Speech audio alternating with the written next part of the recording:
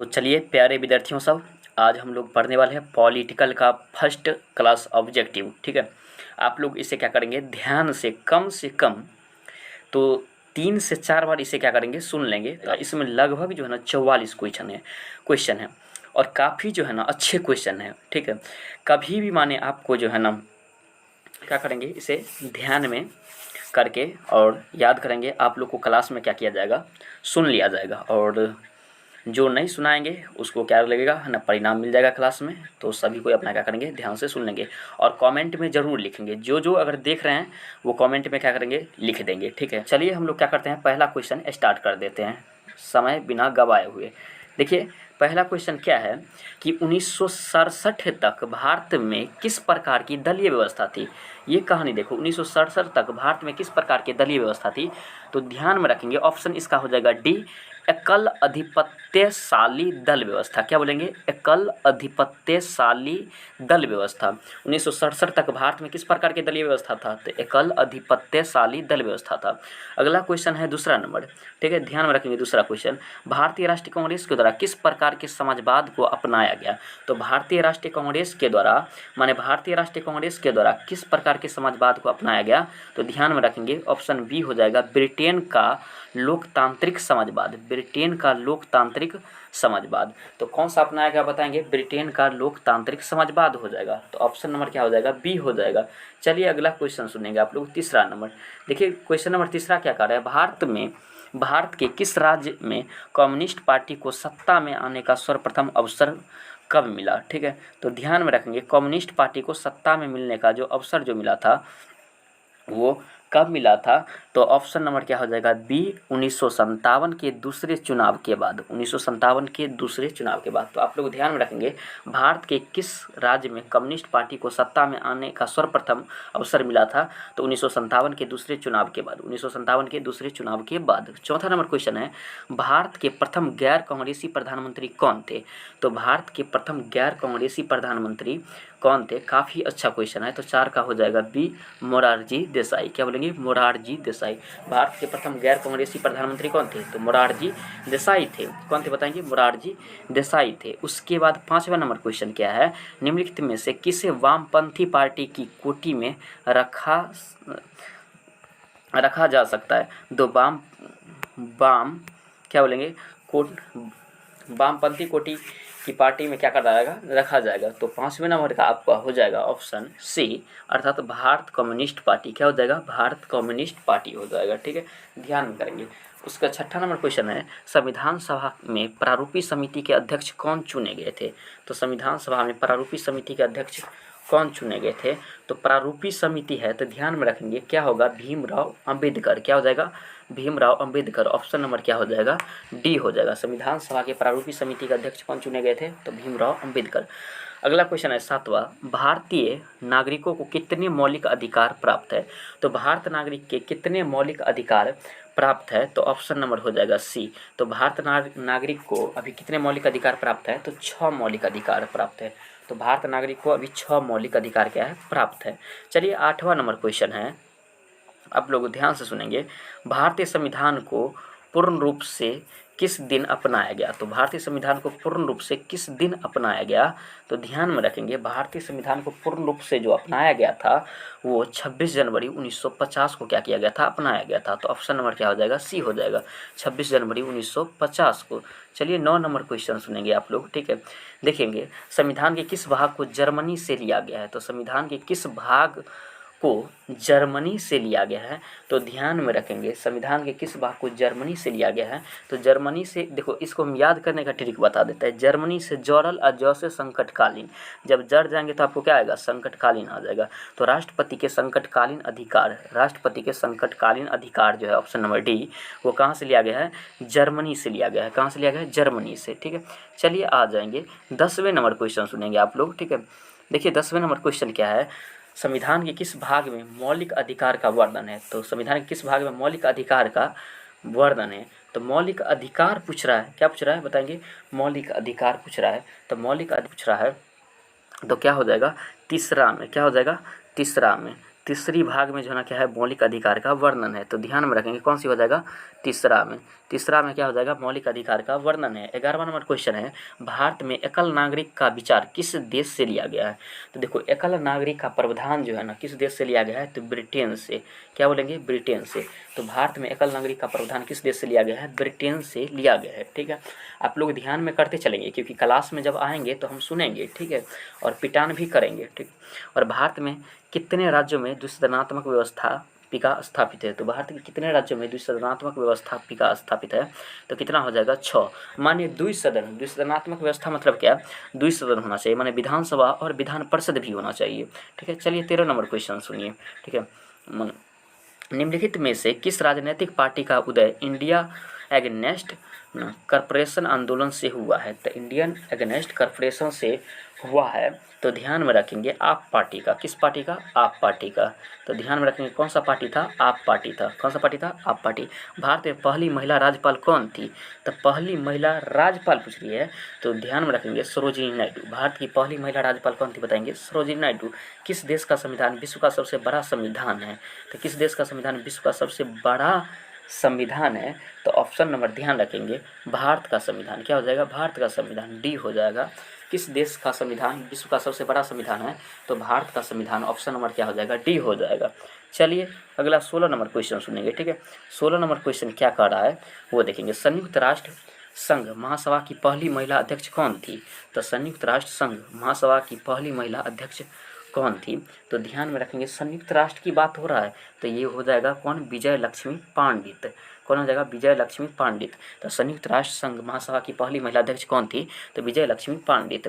भारतीय संविधान का अगला क्वेश्चन है 17 नंबर। भारतीय संविधान का कौन सा भाग संविधान की आत्मा के रूप में किया गया। तो संविधान का आत्मा किसे कहा गया है, तो ध्यान में रखेंगे संविधान की आत्मा जो है ना प्रस्तावना को कहा गया है। किसको कहा गया है, प्रस्तावना को। संविधान की आत्मा किसे कहा गया है, तो प्रस्तावना को कहा जाता है। 18 नंबर क्वेश्चन क्या है, किस प्रधानमंत्री ने मंडल आयोग की सिफारिश को लागू किया। तो ध्यान में रखेंगे किस प्रधानमंत्री ने मंडल आयोग की सिफारिश को क्या किया, लागू किया। तो मंडल आयोग की सिफारिश को पीवी सिंह ने, क्या बोलेंगे, पीवी सिंह ने क्या किया, लागू किया था, पीवी सिंह ने। ध्यान में रखेंगे किस प्रधानमंत्री ने मंडल आयोग की सिफारिश को लागू किया, तो पीवी सिंह। क्या बोलेंगे, पीवी सिंह। अगला नंबर 19 नंबर है, 103वां संवैधानिक संशोधन प्रदान करता है। तो 103वां, तो आप लोग ध्यान में रखेंगे 103वां में जो है ना क्या बताया गया है, आर्थिक रूप से कमजोर वर्ग को आरक्षण। आर्थिक रूप से क्या बताएंगे, कमजोर वर्ग को आरक्षण। तो सबसे पहले ध्यान में रखना 102 में क्या है, ओबीसी, 103 में क्या है, ईडब्ल्यूएस, 104 में क्या है, एससी एसटी का, है ना, 104 में एससी एसटी का। तो ध्यान में रखेंगे 102 जो हो जाएगा, 102 में ओबीसी किसका हो जाएगा, ओबीसी। 103 में क्या हो जाएगा, तो ईडब्ल्यूएस। क्या बोलेंगे, ईडब्ल्यूएस को ही बोलते हैं आर्थिक रूप से कमजोर वर्ग को आरक्षण। ठीक है, और 104 में ध्यान में रखेंगे एससी और एसटी। क्या बोलेंगे, एसटी। ठीक है, चलिए आ जाएंगे 20वां नंबर। ठीक है, देखो 20वां नंबर क्वेश्चन क्या है, विकास के साथ न्याय किस पंचवर्षीय योजना का मुख्य उद्देश्य है। विकास के साथ क्या होना चाहिए, न्याय होना चाहिए। तो आपको विकास भी होना चाहिए और न्याय भी होना चाहिए। तो ये 5वीं पंचवर्षीय योजना का क्या है, उद्देश्य है। किस पंचवर्षीय योजना का उद्देश्य है, 5वीं पंचवर्षीय योजना का उद्देश्य है। चलिए अगला क्वेश्चन देख लीजिए, 21 नंबर क्वेश्चन। ठीक है, देखो 2021 में स्वतंत्रता भारत के प्रथम उप प्रधानमंत्री कौन थे। तो प्रथम उप प्रधानमंत्री पूछ रहा है, तो आप लोग बता सकते हैं आराम से कि प्रथम उप प्रधानमंत्री कौन थे, सरदार वल्लभ भाई पटेल। ऑप्शन नंबर क्या हो जाएगा, डी। तो भारत के प्रथम उप प्रधानमंत्री सरदार वल्लभ भाई पटेल था। संविधान संशोधन नगरीय स्थानीय शासन से संबंधित है किससे, तो नगरीय शासन की बात आएगा 74वां संविधान संशोधन। क्या हो जाएगा, 74वां संविधान संशोधन हो जाएगा। भारत में पहला नगर निगम की स्थापना कब हुआ था, तो भारत में पहला नगर निगम की स्थापना 1688 में हुआ था। कब हुआ था, 1688 में। भारत का पहला नगर निगम 1688 में होता है। राज्यसभा का सभापति कौन होता है, 24 नंबर है, राज्यसभा का सभापति कौन होता है, तो उपराष्ट्रपति। कौन होता है बताएंगे, उपराष्ट्रपति। तो राज्यसभा का सभापति कौन होता है बताएंगे, उपराष्ट्रपति होता है। चलिए आ जाएंगे 25 नंबर क्वेश्चन सुनिए। ठीक है, देखिए 25 नंबर क्वेश्चन क्या है, निम्नलिखित में से किसे संसद को संबोधित करने का अधिकार प्राप्त है। तो संसद को संबोधित करने का अधिकार प्राप्त है किसको, तो अटॉर्नी जनरल को। क्या बोलेंगे, अटॉर्नी जनरल को। तो संसद को संबोधित करने का अधिकार किसे प्राप्त है, तो अटॉर्नी जनरल। क्या बोलेंगे, अटॉर्नी जनरल को। अनुच्छेद 371A किससे संबंधित है, तो ध्यान में रखेंगे 371A जो है ना वो संबंधित है नागालैंड से। क्या बोलेंगे? नागालैंड से। काफ़ी अच्छे क्वेश्चन है ना। इसमें जो भी टॉपिक में क्वेश्चन मिलेगा वो काफ़ी अच्छे क्वेश्चन मिलेगा, ठीक है। अनुच्छेद 371 किस राज्य से संबंधित है? तो नागालैंड से। किससे बोलेंगे? नागालैंड से। किसकी सलाह पर किसी राज्य के विधान परिषद को समाप्त किया जा सकता है? तो किसकी सलाह पर, है ना, किसी राज्य के जो है ना विधान परिषद को क्या किया जा सकता है? समाप्त किया जा सकता है। तो विधानसभा की सलाह पर। किसको बोलेंगे? विधान की सलाह रहेगा तब जाके क्या होगा, उसे समाप्त कर सकते हैं। धन विधेयक प्रस्तुत किया जा सकता है किस में? देखिए 28 नंबर क्वेश्चन है कि धन विधेयक, है ना, धन विधेयक प्रस्तुत किस में किया जा सकता है? तो धन विधेयक जो प्रस्तुत किया जा सकता है वो लोकसभा में। किस में किया जाता है बताएंगे? लोकसभा में। धन विधेयक प्रस्तुत किया जाता है लोकसभा में। किस संस्था के पास संविधान की व्याख्या करने का अधिकार है? तो किस संस्था के पास संविधान की व्याख्या करने का अधिकार है? तो ध्यान में रखेंगे सर्वोच्च न्यायालय के पास। किसके पास हो जाएगा? सर्वोच्च न्यायालय के पास संविधान को व्याख्या करने का अधिकार है। पंचायती राज शामिल है। तो देखो पंचायती राज शामिल किस में है वो बताना है। तो राज्य सूची में। क्या बोलेंगे? राज्य सूची में। तो पंचायती राज व्यवस्था शामिल है किस में? राज्य सूची के में है शामिल। पंचायती राज व्यवस्था किस में बताएंगे? राज्य सूची में क्या है? शामिल है। चलो आ जाएंगे। राज्यसभा धन विधेयक को कितने दिन तक रोक सकता है? तो 14 दिन तक लिए। कितने दिन तक लिए हो जाएगा बताएंगे? 14 दिन तक लिए। राज्यसभा धन विधेयक को 14 दिन तक लिए रोक सकता है। देखो क्या बोल रहा है, निम्न में कौन सी समिति राजनीति के अपराधीकरण के अध्ययन के लिए गठित की गई थी? तो ध्यान में रखेंगे अपराधीकरण, राजनीतिक के अपराधीकरण के लिए कौन सी समिति का गठन किया गया था? तो बोहरा समिति। क्या बोलेंगे? बोहरा समिति को। किस समिति को? बोहरा समिति को। 33 नंबर है, चुनाव के लिए आदर्श आचरण संहिता कौन जारी करता है? तो चुनाव के लिए आप लोग जानते हैं, चुनाव के लिए कौन जारी करेगा? चुनाव आयोग। कौन करेगा? चुनाव आयोग करेगा, ठीक है। शून्यकाल संबंधित है किससे?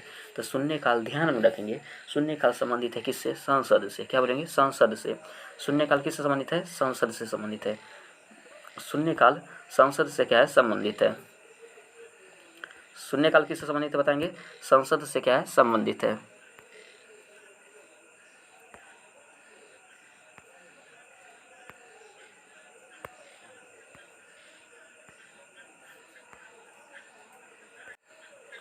तो शून्यकाल किससे संबंधित है बताएंगे? संसद से संबंधित है। चलिए अगला क्वेश्चन देखिए, 35 नंबर क्वेश्चन है, राष्ट्रीय मानवाधिकार आयोग का स्थापना कब हुआ था?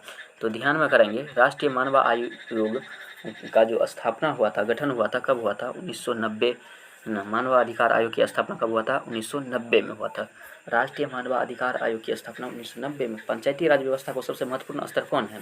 तो पंचायती राज व्यवस्था के सबसे महत्वपूर्ण स्तर जो बताना है वो कौन हो जाएगा? तो ध्यान में रखेंगे इनमें से सभी हो जाएगा, क्योंकि देखो जिला परिषद भी होता है, पंचायत समिति होता है और ग्राम पंचायत भी होता है। तो स्तरीय होता है, तो जिला परिषद, पंचायत समिति और ग्राम पंचायत हो जाएगा, ठीक है। किस राज्य में पंचायती राज संस्था नहीं है?